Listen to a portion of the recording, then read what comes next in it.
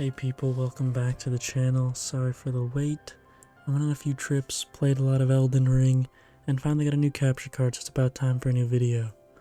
I was looking on the PlayStation store when I got home from my trip, and ooh, what do I see?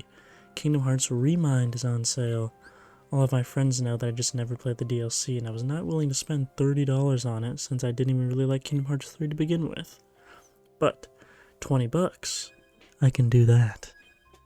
And since I'm basically a Kingdom Hearts channel now, I thought this would be a fitting way to jump back into making a video for once. Alright, enough intro, you all saw the title. Let's see if Kingdom Hearts 3 Remind was any good. So the main portion of Remind is here to explain how the heck Sora died and Kairi came back to life at the end of the main game. So this DLC is replaying the end of the game, woo! I recorded all my gameplay, but while I'm writing the script, I really don't know if I want to do a deep dive, in-depth analysis on every cutscene like I did with Dream Drop Distance, so... Okay, there's so many cutscenes, like, so many. And eventually after like 30 years of cutscenes, we get to fight that Heartless from the Battle Gate.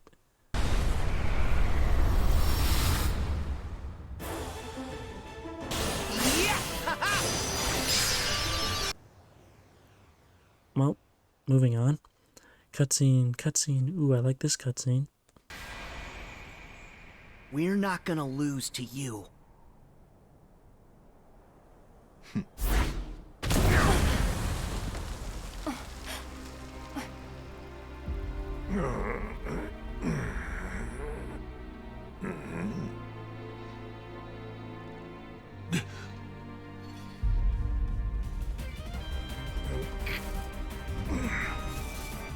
Who are you? Got you, Xehanort. Time to fight Terranort. Take this! Over here! You resolve.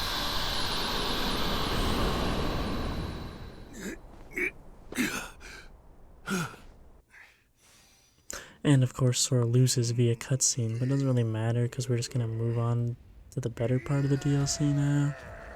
I think everyone that played Remind agreed that in some capacity this is just how the main game should have been in the first place, and I agree to an extent. I don't think the Sora flying around as a wisp thing would make any sense if that was happening at the same time as what you were already playing in the main game, but being able to play as the other Guardians of Light is pretty cool.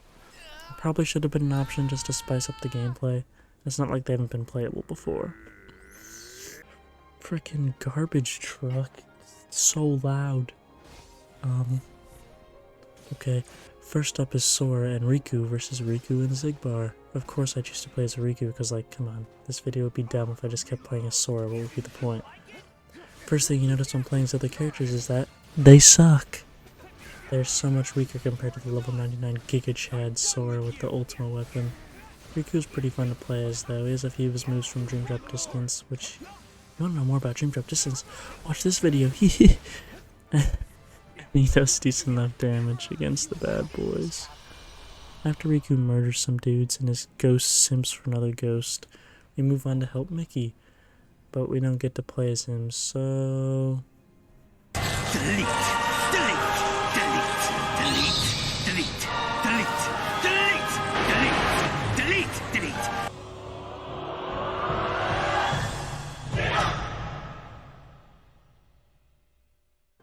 Next up, Sora flies into the hearts of the Wayfinders, who are fighting Terranort and Vanitas.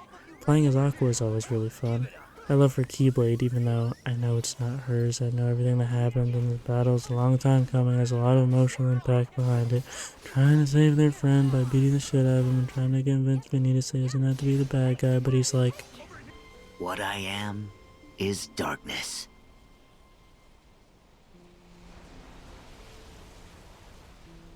Okay. And it all culminates in a big ol' hug with the gang. That's nice. But too bad, nice time is over. You like that touching reunion? Well, guess what? Now it's time to bawl your eyes out because the real cool characters are here now, baby. Kairi and Axel are fighting Sayax and Xion. Sora shows up to help, but oh no, what's this? Xion is doing the thing that Roxas did in Kingdom Hearts 2. Oh no, here it comes.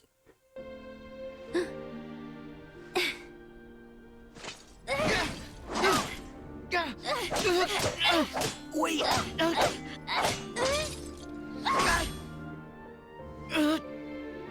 It's all right. You can stop now. It's all right. Shion.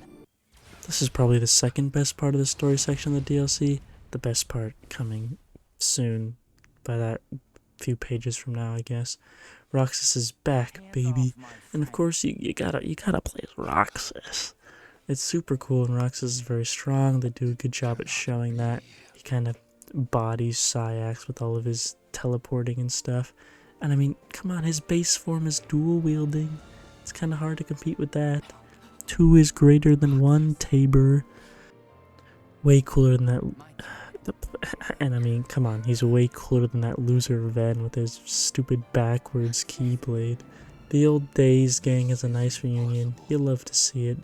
Lee is like way too tall, like wow, wrong sport, kid. The final clash against the Xenort boys is the same as the base game, but probably with some extra dialogue or something.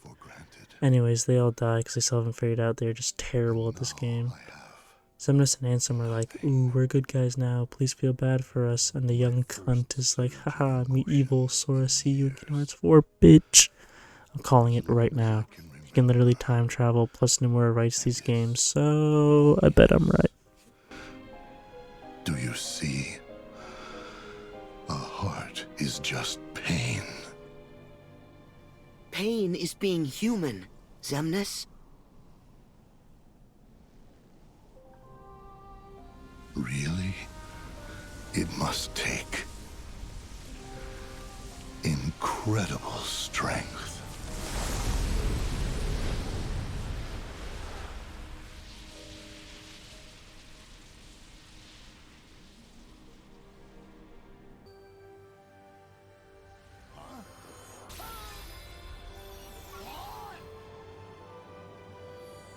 Sora portals himself into Skull and we do a 2-second boss fight.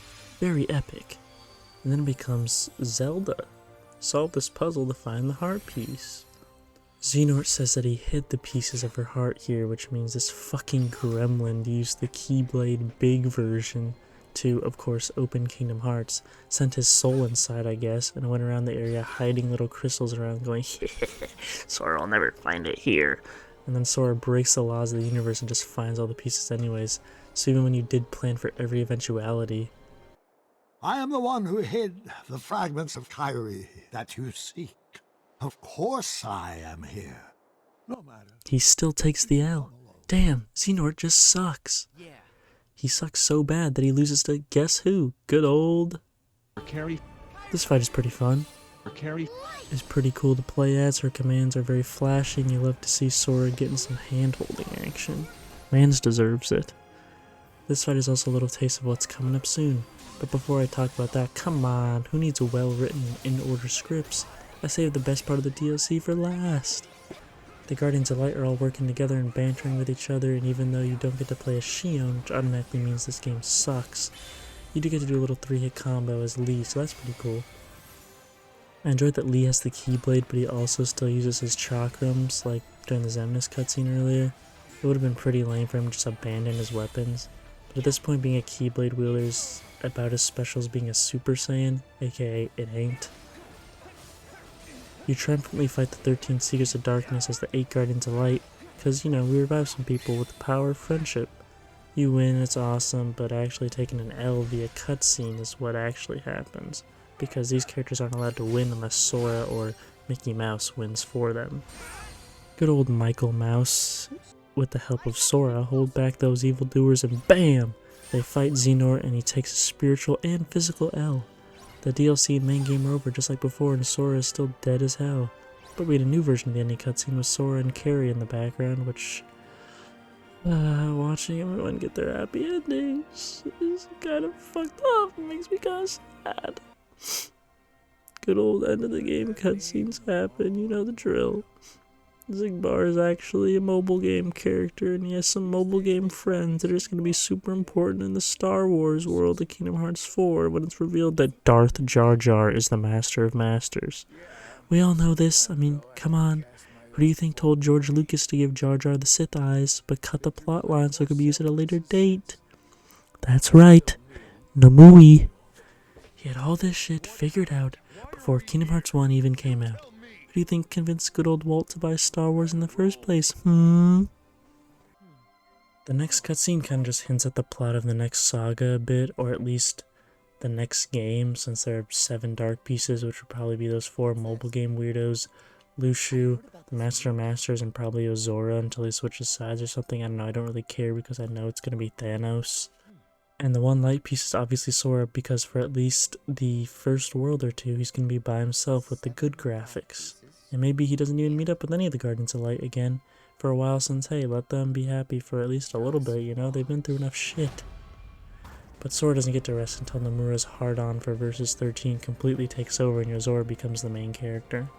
Speaking of which, final ending cutscene, Sora and Riku are in Japan from hit game The Real World. And guess who is there? Toy Box legend himself, Zack! Oh, and Jar Jar is also there to remind us that we are in fact playing Kingdom Hearts.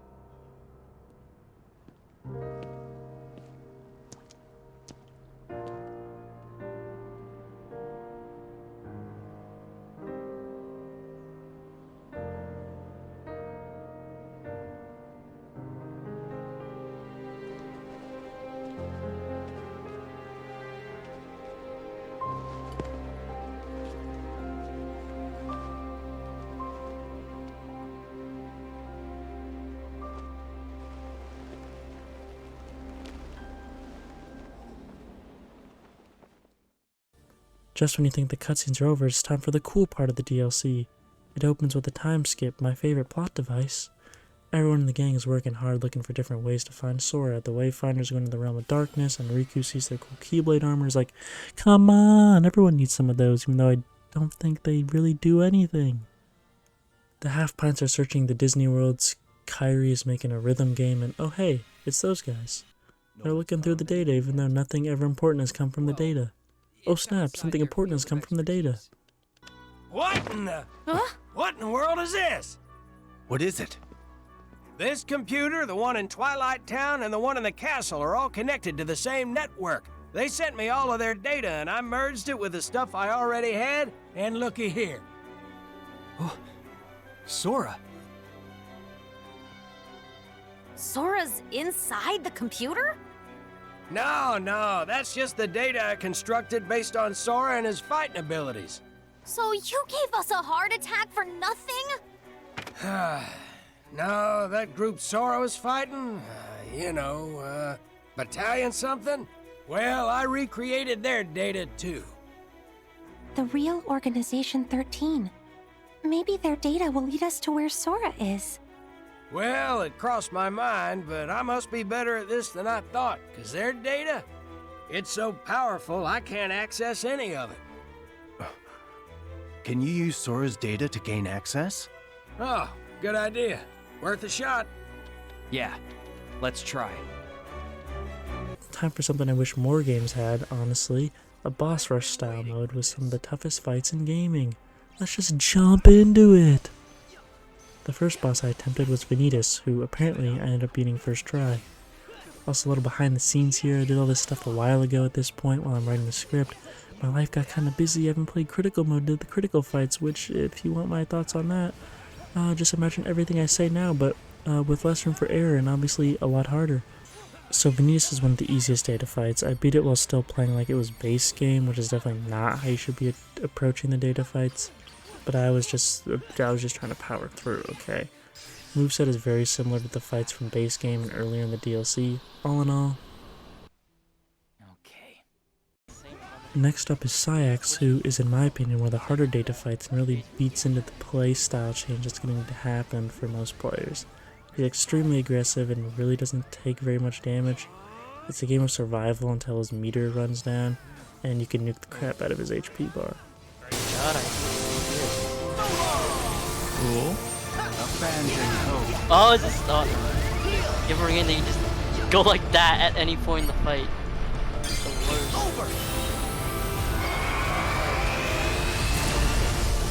Oh yeah. Yeah, GG's?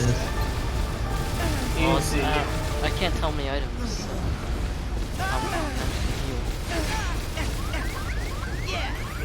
Heal? Nice. Oh yeah.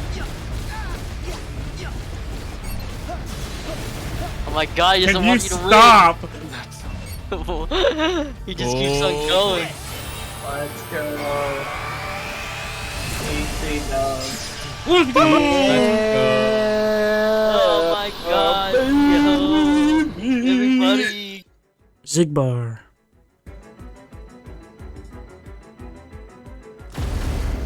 Look at that. Lots of blocking and wait for him to reload so you can punish. Look at that! Look at dude. that! First try. Fucking Rishu. Terra Xehanort. Nothing on you, dude. He ain't got that dog in him. he played against plumbers and firemen.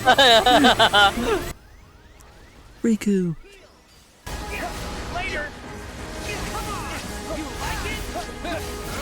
Like it? You like it? I do. Like it? I like it, Riku. I'm sorry. You like it? Come on. Xemnas? This isn't possible. We shall go together. You better have some I sick picked LeBron. Dude, LeBron would be the leader of the organization for sure. He's got 4 ships. Why? He's trading all the organization members away. Whoa, oh wow, he just comes right in. Shut up, Jeffrey. The music! It's from Dream Drop Distance. Yeah, you better edit that music in then. Whoa. Guys, this music's from Dream Drop Distance. It's a good song, okay? You guys know I made a video essay on Dream Drop Distance, link in the description. Ah! Leaving? Where am I gonna go, Zephys? I'm not leaving. Stop! We're gonna shut the computer off and then Riku's gonna leave.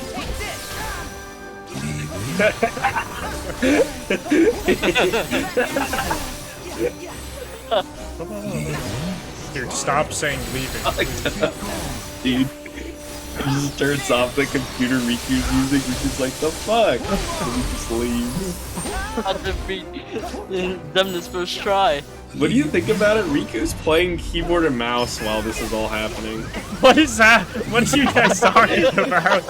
I'm so confused. Keyboard and mouse, data minus Sora.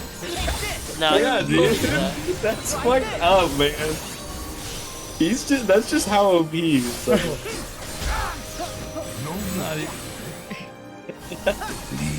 He's fucking cracked, bro. I got a newfound respect for Riku. So the rest of these data fights are kind of fucked because my friends just started doing tier lists in the background, which was just really awesome. Marluxia's a pretty cool fight, just like Kingdom Hearts 2. It's not super difficult, and the moves are pretty similar. He's slashing around the side, teleporting everywhere just like all the other members. His armor phase is one of the ones you should try to break it to end it and stop the Doom counter from killing you. At the very end of the fight, he casts Doom 99 on you, and it drops very fast. And the first time I did it, this happened. Die! Please finish him. One-handed. It's over. Oh my. Come on. Oh no! Better not choke. Of course it has to happen now. Who is this? Person from Naruto? Wait, I feel like I know this person. Oh, I should have gave you a Naruto tier list. I mean, it's not too late.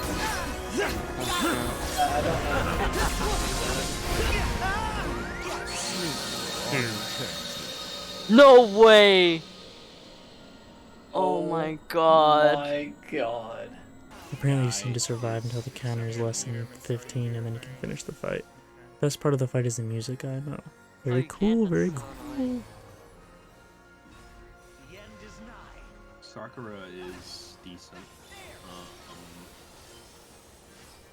Demon Slayer is below average. I think that's Sasuke again. Decent. That guy is a guy for sure. Exceptional. Sunglasses man. Now this guy's god tier. Naruto for a second time is god tier. Larxene is up next, and I really enjoy the Larxene fight. She's very fast and very aggressive, and while most of the data fights want you to block, her lightning attacks are unblockable, so it's more about dodge, rolling, and positioning and take advantage of her openings, which are usually after some lightning-based attacks. Like when she jumps up in the air after she throws down lightning balls and after her 3 lightning pillars. You might be wondering, hey, this looks like critical mode. Again, that's because yes, I did also play through the entire game on critical and did the data fights. That's why this video is taking me so long anyways. Some footage will be with my friends and some will be with critical, it just depends on if they're doing tier lists or not. Hee hee hee hee.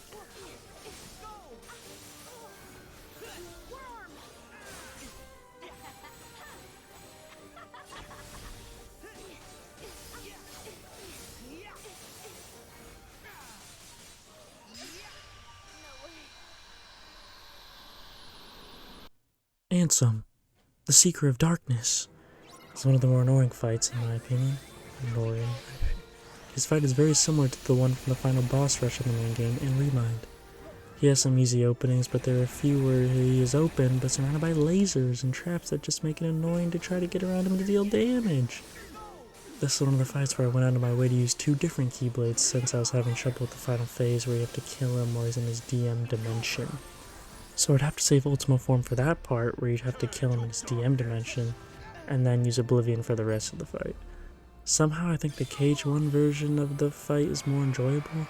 At least my boy gets the Guardian in that game. Can't believe they took it away from him just for plot convenience. I mean, I can, it's Kingdom Hearts.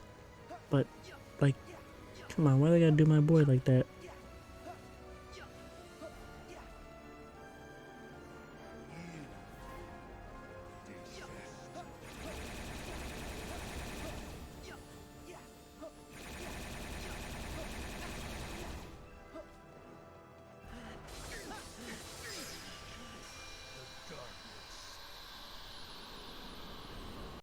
So, young Xenort on standard is a joke.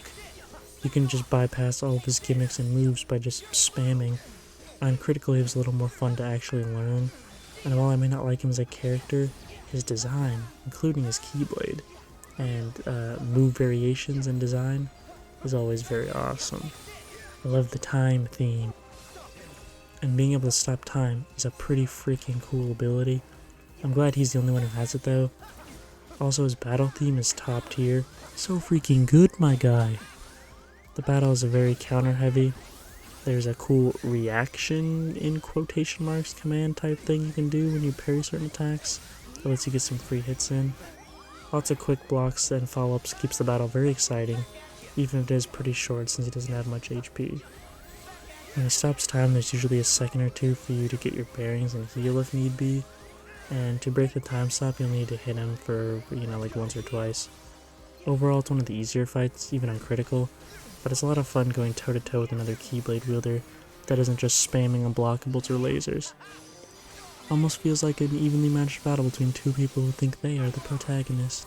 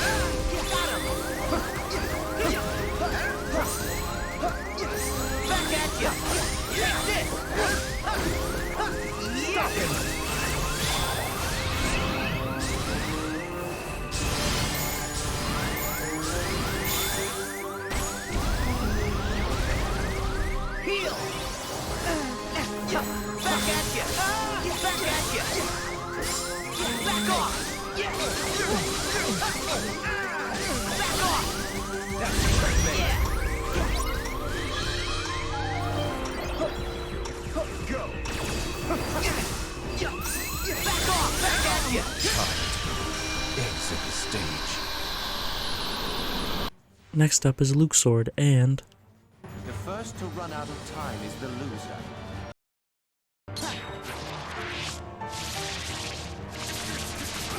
is this joke as funny as the first time I did it? No? Well. suck my balls, my hairy fucking big balls. Wrap them around your fucking mouth. Shion is one of my favorite boss fights ever.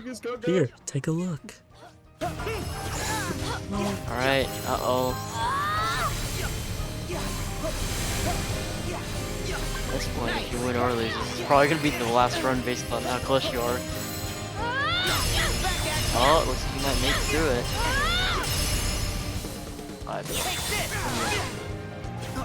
No! Yep. As long as you don't die here. I think it's over. Oh, maybe No, why would you say that? Show. That clip was after about 30 minutes of attempts and slowly learning the boss. In all seriousness, this boss fight is so much fun. This was the first fight where I was like, wow, okay, Kingdom Hearts can actually make some hard and fair boss fights. It was also the fight that made me good at the game. You have to be good at blocking or you just aren't winning. She is spamming lasers everywhere that if they hit, take away from your max HP. I hope you like that gimmick because it ain't going away anytime soon. Her Keyblade combos hit very hard but leave her open, especially when she throws her Keyblade. If you block all 3, you get a reaction command that teleports you behind her for free damage. She really isn't open very often.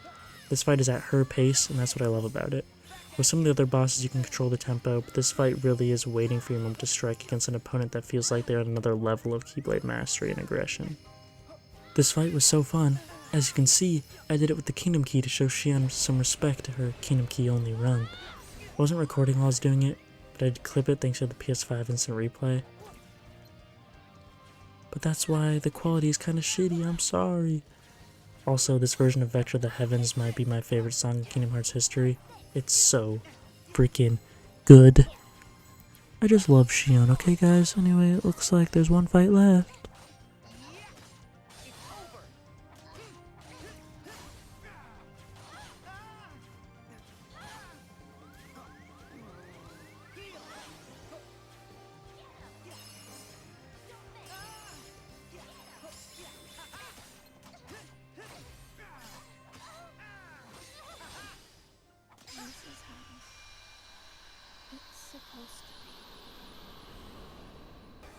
Xehanort is fucking crazy.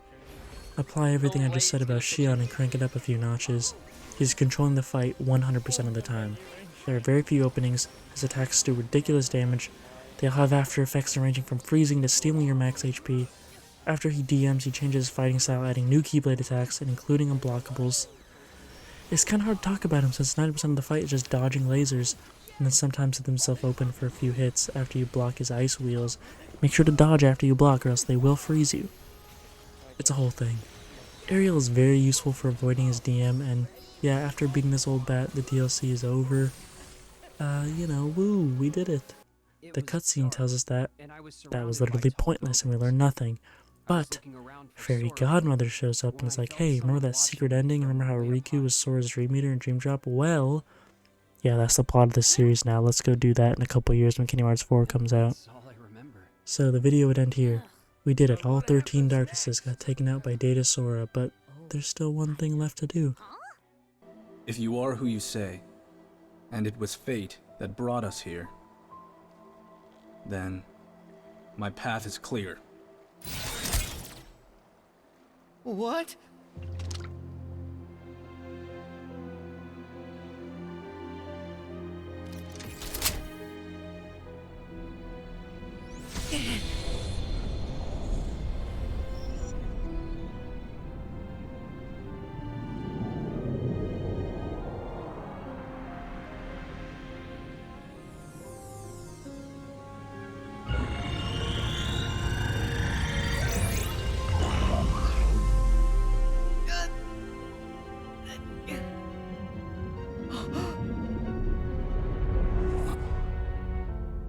Hey! Wait! I accidentally wandered into this place, and went through some trials. Then, I was told to save Sora. Huh? Then what's with the weapon? Time to end this.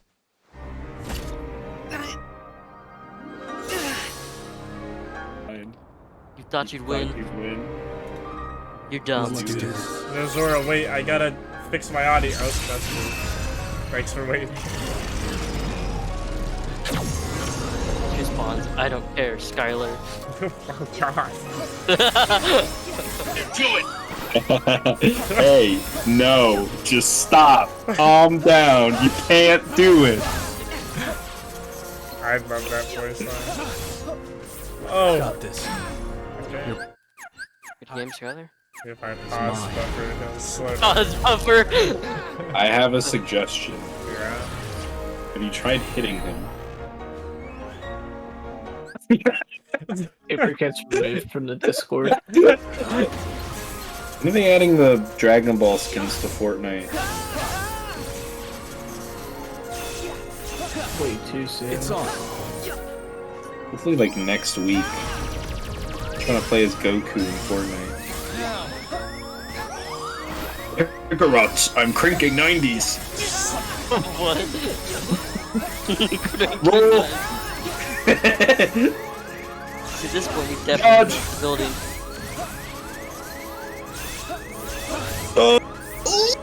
You're done.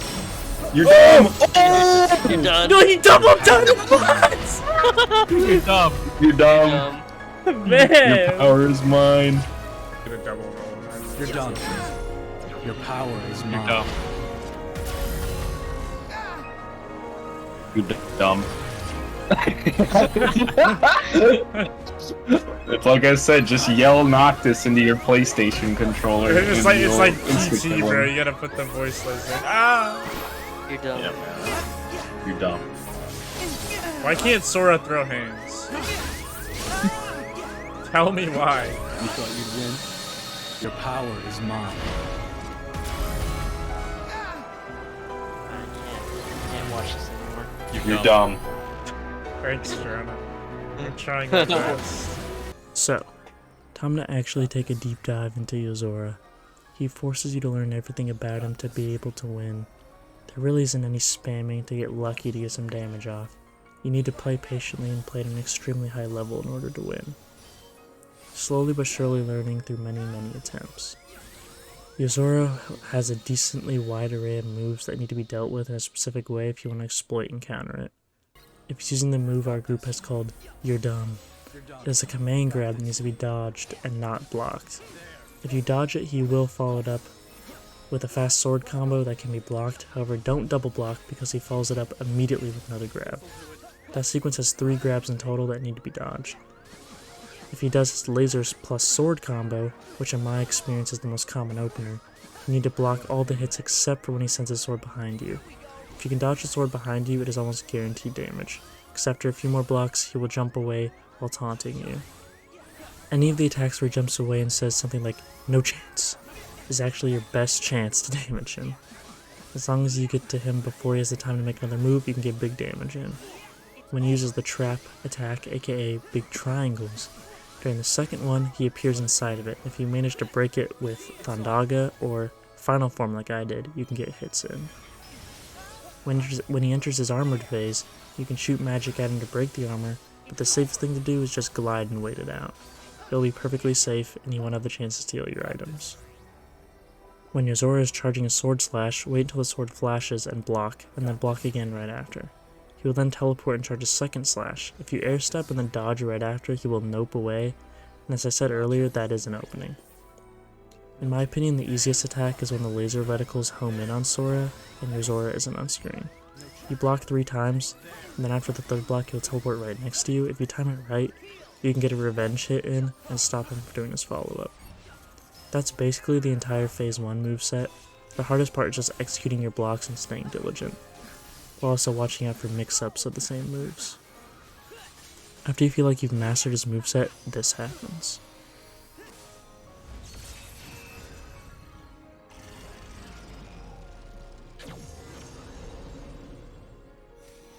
The lasers come out in the same pattern every time, so as long as you memorize that and remember that you can block the red and you have to dodge the blue lasers, the opening should be okay. When the room turns white, you can use Sea Spectacle Finisher to bypass it entirely. Next up, you'll be in the main room again, dodging lasers and 100 clones at the same time. I'm not good at this part, so I kind of just used Sea Spectacle here to dodge it. And finally he creates the sun and tries to push you into it, which will leave you at 1 HP. Even if you do get by with that, though, you usually have enough time to item or use magic to heal. After his DM, his moveset changes a fair amount. He has a new armor phase that you should try to break through the use of counterattacks. If you don't break, it's not the end of the world, but breaking it gives you some good damage afterwards. Most of his attacks that were easy to exploit in Phase 1 become unblockables now, so you need to dodge more than before. He adds the phasing attack from his DM into his arsenal, and you need to block not when he moves, but when he attacks. Block too early and you leave yourself wide open. His openings are from the same attacks as before, but now you need to play more defensively, as his attacks are even more devastating. Punish his sword combos, dodge is now a blockable laser, and charge sword attack, and with some patience, skill, and luck. Nice! Got this. You're done. Got this. There. There. Let's go.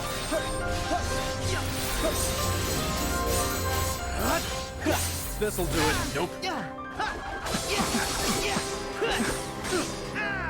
Try this!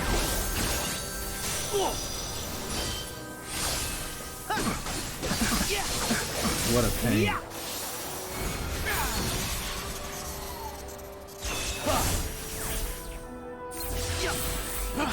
Great. Heal! Back at you! No chance. Go! I messed up.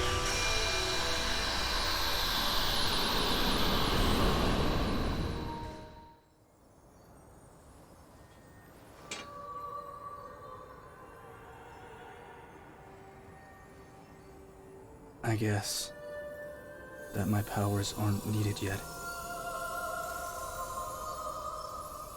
What do you mean? Never mind.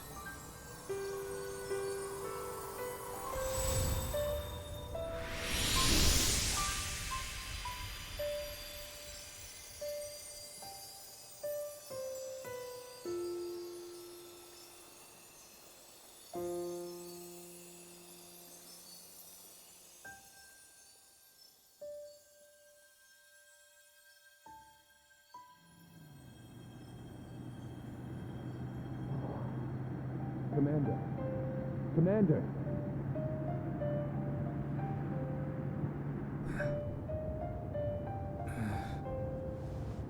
Impressive, is it not?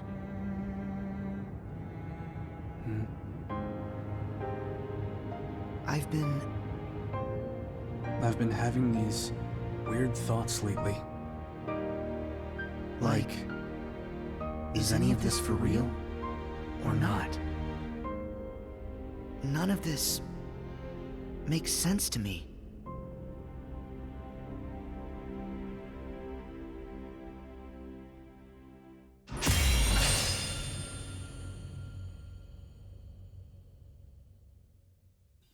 So, that's Kingdom Hearts 3 Remind. My final thoughts on it are that the main story part of the DLC is very underwhelming and can be borderline bad, especially if you play the DLC right after playing the main game, which I imagine many people did. Obviously, I love the Data Org. I just enjoy Kingdom Hearts combat, and the Data Org in both 2 and 3 give me easy access to pick up boss rushes that other games just don't have. I think the Data Org was worth the $20 alone, and Yozora was a fun puzzle to try to figure out and puts almost any other boss in a video game to shame. For all you Elden Ring stands out there, Yozora was a lot harder than Millennia for me personally. It wasn't even really close. And I used the most off-meta shit you could. I ain't no katana bleed spamming summon other people nerd like Tabor. I might just be better at Souls than I am at Kingdom Hearts, or maybe Yozora is just that challenging. Either way, Remind was a very enjoyable experience that I think any Kingdom Hearts fan that likes a little challenge should pick up, even though this came out years ago, so I don't know why I'm trying to sell it to you right now. Anyways, love you. Thanks for watching all the way to the end. I hope you have an amazing day, and don't forget to like if you like and subscribe for more things that I make. Okay, bye!